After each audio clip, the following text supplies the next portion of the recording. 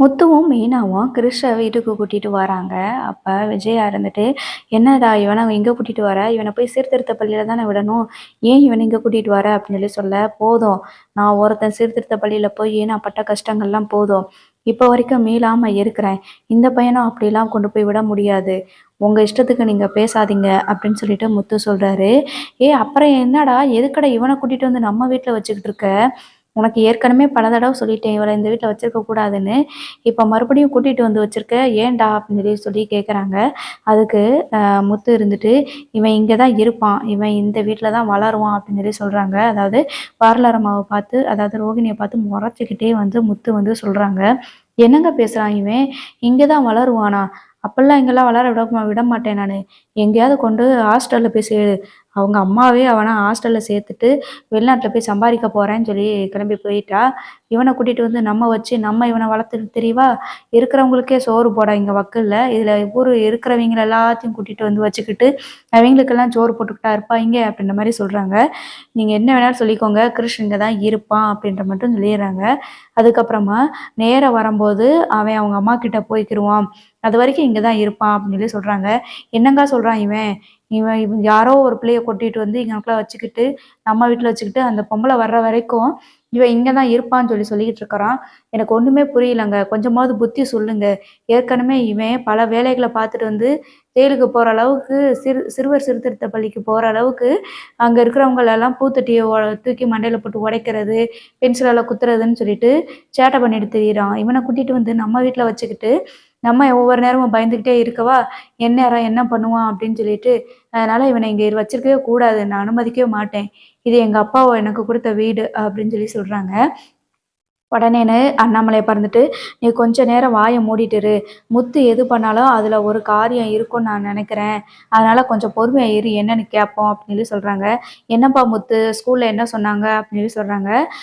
இல்லப்பா, அவனுக்கு வந்து அவங்க அம்மா கூட இருந்தா மட்டும் தான் அவன் நல்லபடியா வளருவான்னு சொல்லியிருக்காங்கப்பா. அதனால தான்ப்பா நான் கூட்டிட்டு வந்து வச்சிருக்கேன். இனிமே கிறிஷ் வந்துட்டு இங்க தான்ப்பா இருப்பான்." அப்படின்ற மாரி சொல்றாங்க.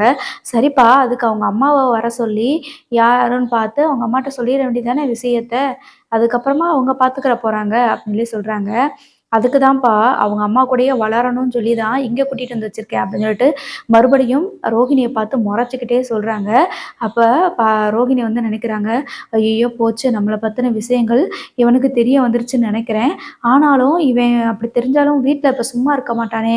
வீட்ல இருக்கிறவங்க எல்லார்கிட்டயும் இந்த விஷயத்த பத்தி பேசுவானே! ஆனா சொல்ல மாட்டேங்கிறான். கிறிஷ் இங்க தான் இருக்கணும்னு மட்டும் சொல்றானே! எனக்கு ஒண்ணுமே புரியலையே! அப்படின்னு சொல்லிட்டு நினைக்கிறாங்க.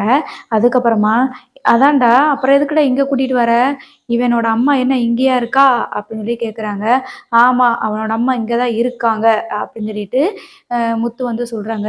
"என்னங்க சொல்றான் இவன்?" அப்படின்னு சொல்லிட்டு எல்லாருமே, அதாவது ரோகிணி, ஸ்ருதி, மீனா 3 பேருமே வந்து அப்படியே முழிக்கிறாங்க. இப்போ என்ன சொல்றான் இவன்? இவனோட அம்மா இங்க யாருங்க இது? "ஏய், உனக்கு என்ன மண்டை கிண்ட நட்டுட்டு கலண்டு போச்சாடா? என்னடா பேசிட்டு இருக்கிற நீயி?" அப்படின்னு சொல்லிட்டு மனோஜ் கேட்குறாங்க. மனோஜ் கிட்ட வந்துட்டு, "உனக்கு ஒண்ணும் தெரியாது. நீ பேசாம இரு. இதுல உனக்கு சம்மந்தம் இல்ல. நீ அமைதியா இருந்துரு." அப்படின்னு சொல்லி சொல்றாங்க.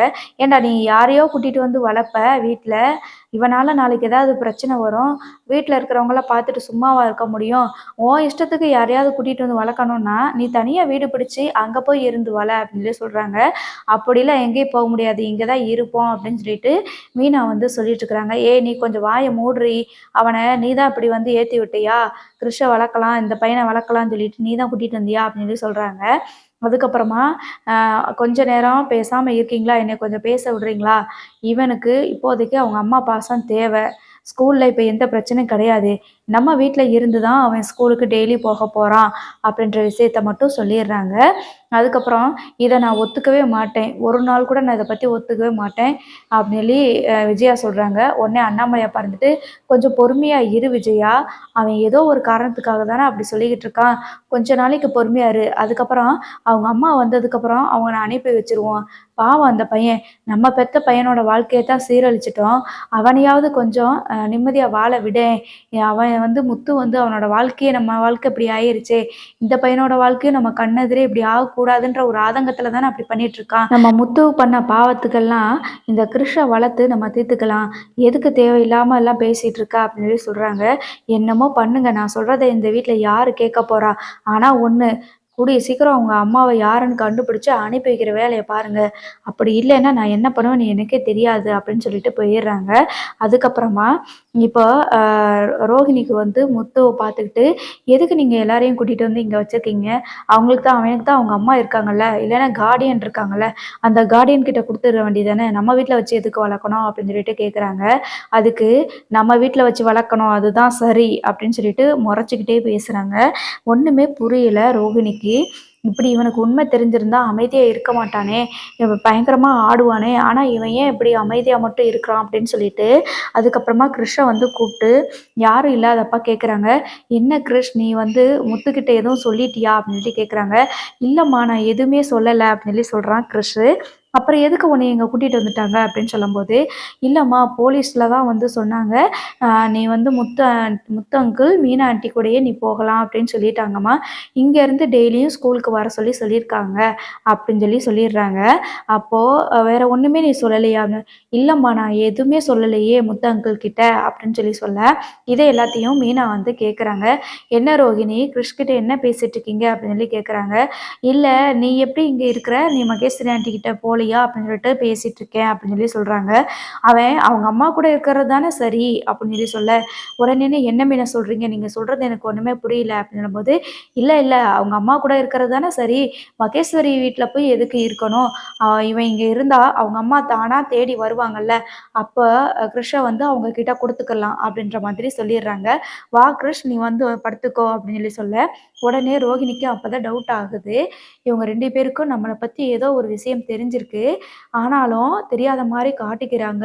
என்ன ஆனாலும் பரவால்ல, நம்ம வாயால இந்த விஷயத்த பத்தி சொல்லவே கூடாது அப்படின்னு சொல்லிட்டு, உடனே மறுநாள் காலையில மகேஸ்வரி வீட்ல போயிட்டு, "என்னதான் நடக்குது? நீ வந்து கிருஷ்ஷ கூப்பிடுன்னு" சொல்லும்போது, "இல்ல, என்னால இனிமேல்லாம் வர முடியாது. என் வீட்டுக்காரர் வந்துட்டு, இது ஏதோ பெரிய பிரச்சனை போல இருக்குது. அதனால நீ இந்த விஷயத்துல தலையிடாதன்னு சொல்லிட்டாரு. என்னோட வாழ்க்கை போயிரும் ரோகிணி. அதனால அவன் அங்க இருக்கிறது தான் நல்லது. அவன் அங்க இருந்தே ஸ்கூலுக்கு வரட்டும். அதான் முத்துவும் மீனாவும் பார்த்துக்கிறேன்னு சொல்லியிருக்காங்கல்ல. போலீஸ்லயும் மீனா கூட தான் போறேன்னு சொல்லியிருந்தான். அதனால அவங்களே பார்த்துக்குவாங்க. நீ ஒண்ணும் கவலைப்படாத. உன் பையன் என்ன நடந்தாலும் உன்னையெல்லாம் காட்டிக் குடுக்க மாட்டான். அதனால நீ தைரியமா இரு அப்படின்னு மட்டும் சொல்லிடுறாங்க. இப்போ ரோஹிணிக்கு வந்து ஒரு விஷயம் மட்டும் புரிஞ்சிருக்கு. நம்மள பத்தின ஏதோ விஷயம் அவங்களுக்கு ஒண்ணு தெரிஞ்சிருக்கு. ஆனா சொல்லக்கூடாதுன்னு சொல்லிட்டு நினைக்கிறாங்க. எப்ப சொல்றாங்களோ அதுவரைக்கும் நமக்கு வந்து வெயிட் பண்ணிட்டு இருக்க முடியாது. நம்மளாவும் போய் கேட்க முடியாது. இப்ப என்ன பண்றதுன்னு ஒண்ணுமே புரியலையே! அப்படின்னு சொல்லிட்டு யோசிக்கிறாங்க. ஆக்சுவலா முத்துவுக்கும், மீனாவுக்கும் இத பத்தின விஷயம் வந்து தெரிஞ்சிருக்கும். அது எப்படி அப்படின்னா, இந்த மேனேஜர் இருக்கார் இல்லையா? School manager. அவர் வந்து ஃபோன் நம்பர் குடுத்திருப்பாரு. அதாவது உங்களோட அக்கான்னு தானே சொன்னீங்க? அப்போ உங்க அக்காவுக்கு ஃபோன் போட்டு வர சொல்லுங்க அப்படின்னு சொன்னா, அப்போ மீனாவுக்கு வந்து ஒண்ணும் தெரியாதுல்ல. ஃபோன் நம்பர் இல்லைல்ல. அப்பதான் வந்து இந்த மேனேஜர் வந்து ஃபோன் நம்பர் குடுத்திருப்பாரு. கிறிஷ் வந்து ஏற்கனவே அவங்க அம்மாவுக்கு ஒரு நாள் என்னோட மொபைல்லேருந்து ஃபோன் போட்டான் அப்படின்னு சொல்லிட்டு ஃபோன் நம்பர் குடுத்திருப்பாரு.